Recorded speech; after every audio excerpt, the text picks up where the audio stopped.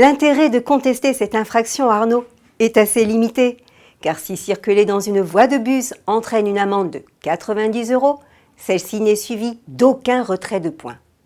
Dans ce contexte, si vous avez juste trouvé l'amende abusive ou voulez en faire une affaire de principe, pesez le pour et le contre avant de vous décider. Car pas question de contester le principe même de la vidéo. Cette verbalisation à distance par des policiers derrière leurs écrans est tout à fait légale et prend même de l'essor.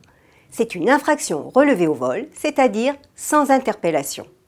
La vidéo-verbalisation est d'ailleurs opérationnelle depuis longtemps à Nice et Marseille.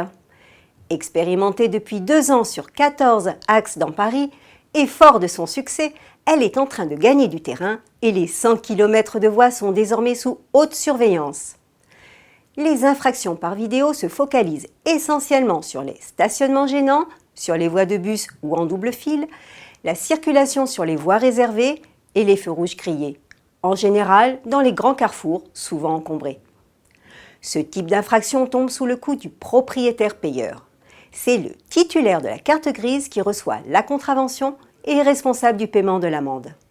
S'il n'a pas commis la faute, à charge pour lui d'en désigner son auteur ou d'invoquer un cas de force majeure, s'il s'agit d'une infraction au stationnement, ou encore de prouver qu'il n'était pas au volant s'il s'agit d'un feu rouge par exemple, afin d'échapper au retrait de points. Si vous soupçonnez une usurpation de plaque d'immatriculation, la vidéo peut vous être utile. Réclamez dans ce cas la photo, une capture d'écran. Elle permettra peut-être de vous disculper. Le véhicule est différent du vôtre, vous n'êtes pas au volant. La contestation auprès de l'OMP, toujours envoyée par recommandé avec accusé de réception, a ici bien sûr tout son sens.